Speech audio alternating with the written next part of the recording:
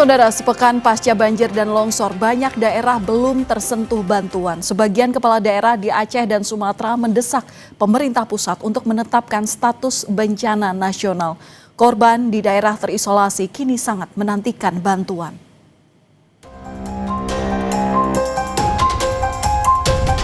Bencana ini menjadi bencana nasional karena berat sekali. Kalau daerah tidak mampu ini.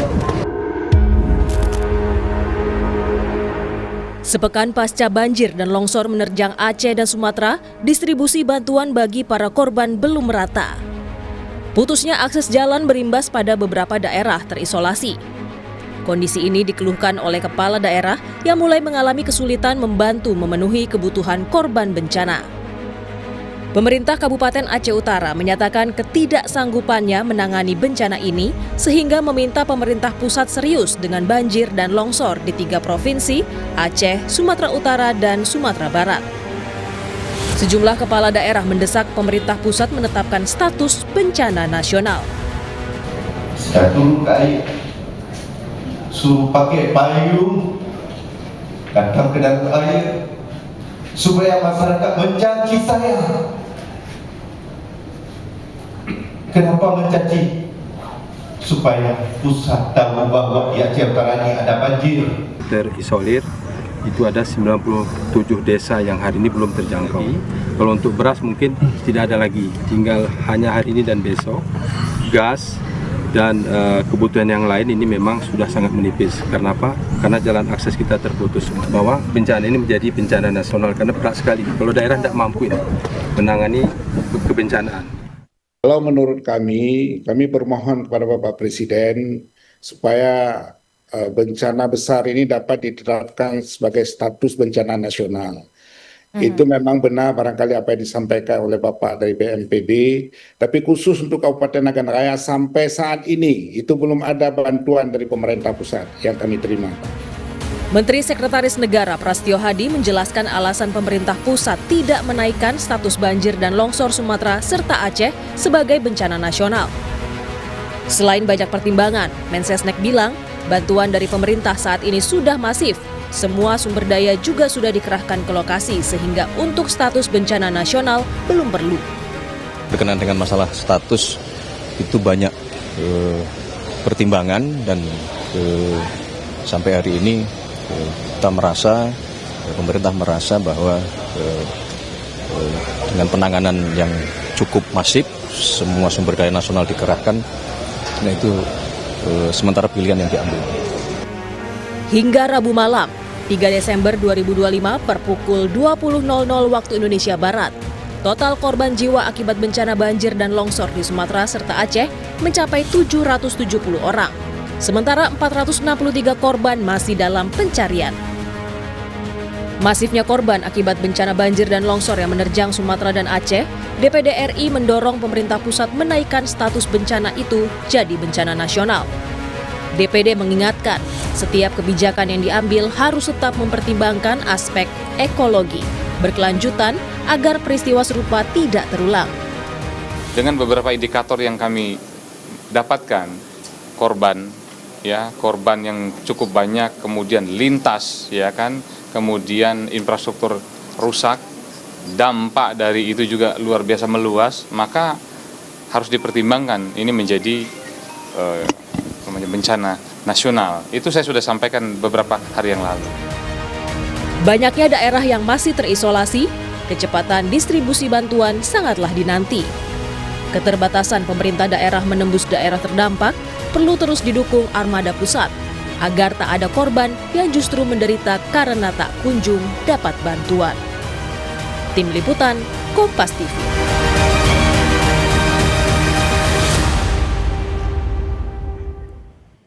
Saudara, sepekan pasca banjir dan longsor, pemerintah pusat belum menetapkan status bencana nasional di Sumatera dan Aceh. Apa yang jadi pertimbangan kita bahas malam hari ini bersama dengan Direktur Eksekutif Amnesty International, ada Bapak Usman Hamid. Selamat malam Pak Usman. Selamat malam, Kompas TV. Ya, sebelumnya kami juga telah mengundang Bupati Aceh Timur, Bapak Iskandar Al-Farlaki, tapi memang belum dapat tersambung. Pak Usman, saya ingin tanyakan kepada Anda, apa yang membuat Amnesty International mendesak pemerintah untuk menaikkan status bencana dari provinsi menjadi nasional? Yang membuat kami mendesak pemberlakuan keadaan darurat nasional adalah karena bencana itu meskipun terjadi di daerah, bukanlah bencana daerah, melainkan bencana daerah akibat kebijakan nasional. Yang kedua, kalau kita lihat dari segi jumlah korban, sudah banyak sekali dan angkanya bertambah dengan sangat cepat dari 100, 200, 300 sampai sekarang sudah di atas 700. Begitu pula dengan harta benda masyarakat. Lalu juga kerusakan sarana dan prasarana publik hampir lumpuh. Sampai 1 jam terakhir ini saya menerima data laporan dari Aceh, dari Sumatera Utara, dari Sumatera Barat tentang antrian misalnya BBM dan lain-lain sebagainya. Juga berbagai sarana prasarana yang dibutuhkan oleh masyarakat itu tidak berfungsi.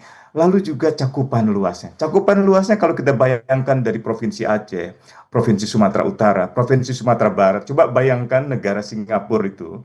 Berapa kali negara Singapura luas kita itu? Luas Sumatera saja. Jadi dari segi cakupan luas, dari segi jumlah korban, harta benda, kerusakan sarana dan prasarana, dan juga dampak sosial ekonomi. Ini kita belum bicara tentang anak-anak, belum bicara tentang perempuan di dalam pengungsi-pengungsi misalnya. Jumlahnya seingat saya sampai hari ini sudah di atas 500.000, di atas setengah juta orang. Jadi ini jelas adalah bencana nasional. Nah, dengan menyatakan ini sebagai bencana nasional, pemerintah bisa membuka saluran bantuan kemanusiaan dari berbagai negara. Jadi saya kira tidak perlu malu gitu ya, apalagi selama ini pemerintah bersikap, menurut saya bersikap paradoks ya, di satu sisi seolah-olah anti asing gitu ya, mencurigai setiap bentuk kritik ada kepentingan asing. Padahal pemerintah sendirilah yang sebenarnya bermain-main dengan asing, termasuk bandara terakhir yang ditemukan di Morowali, bagaimana kepentingan asing bisa lolos begitu saja untuk mengeruk kekayaan alam Indonesia. Jadi saya kira bisa jadi. Oke, Pak Usman, tapi kalau Anda tadi sempat bicara soal adanya korban terdampak banyak, sebenarnya lainnya. Pak Usman, maaf saya potong, saya udah mengerti maksud Anda. Tapi kalau Anda tadi sempat menyampaikan bahwa korban terdampak ini termasuk banyak begitu, tapi sebenarnya untuk menaikkan status bencana nasional ada batasan nggak sih jumlah korban itu harus berapa sehingga layak untuk dinaikkan? Di dalam Undang-Undang Nomor 24 Tahun 2007 tidak disebutkan. Di dalam Peraturan Pemerintah Nomor 21 Tahun 2008 juga tidak disebutkan. Tetapi seharusnya kalau merujuk pada peraturan pemerintah, pemerintah segera melakukan kajian cepat, lokasinya di mana saja, kerusakannya apa saja, berapa jumlah korbannya, lalu juga kerugian-kerugiannya, sumber dayanya. Dengan begitu, pemerintah bisa segera cepat mengambil keputusan peningkatan status misalnya. Kan nggak mungkin kita berharap misalnya bupati atau wali kota segera mengambil keputusan untuk mengusulkan agar ini misalnya dinyatakan sebagai bencana darurat nasional. Mereka sendiri menjadi korban, keluarganya, kerabatnya, tetangganya. Demikian pula juga gubernur, nggak mungkin berharap pada gubernur. Ya, ada faktor kerugian harta benda begitu ya maksudnya. Pak Usman, tapi tadi itu pemerintah bilang kalau dari penanganan bencana ini sudah dilakukan secara masif, kemudian juga sumber daya nasional ini sudah dikerahkan. Apakah hal ini juga masih dianggap kurang oleh Amnesty International? Jelas kurang. Anda lihat saja, menteri ada yang pura-pura bersimpati dengan memanggul, padahal di sekitarnya jelas anak buahnya tidak ngapa-ngapain. Itu pencitraan aja. Jadi menteri-menteri ini banyak yang bukan ahlinya. Menteri Kehutanan bukan ahlinya. Menteri Lingkungan Hidup bukan ahlinya. Kepala Penanggulangan Bencana bukan ahli di bidangnya. Dan meremehkan situasi ini dari awal. Jadi tidak ada rasa kedaruratan. Tidak ada sense of urgency, sense of crisis untuk menyelamatkan dan mengevakuasi warga. Seolah-olah apa yang berkembang di media sosial itu dramatis, tidak seperti yang terjadi di kenyataan. Padahal kenyataannya jauh lebih buruk. Karena infrastrukturnya rusak, karena saluran komunikasinya putus, karena listriknya padam. Jadi, saya kira pejabat-pejabatnya ini memang tidak kompeten gitu. Dan akhirnya pemerintah seperti keledai yang terantuk 2 kali pada kendala yang sama, pada batu yang sama gitu.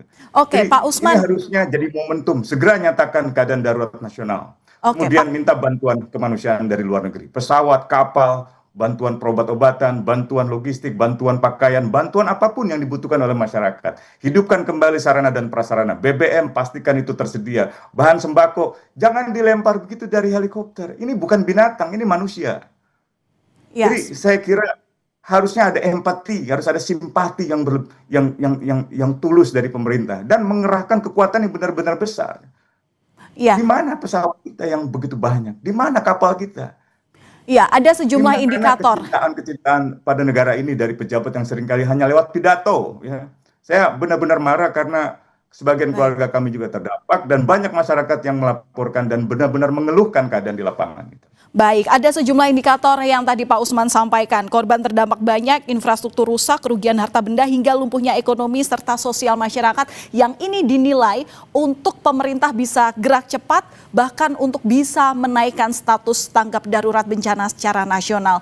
Meskipun memang penanganannya hingga sampai sekarang masih terus dilakukan, klaim pemerintah dilakukan secara nasional dengan sumber daya yang telah dikerahkan. Terima kasih sudah berbagi insight bersama kami di Kompas Malam Kompas TV. Direktur Eksekutif Amnesty International Usman Hamid. Salam sehat selalu Pak Usman.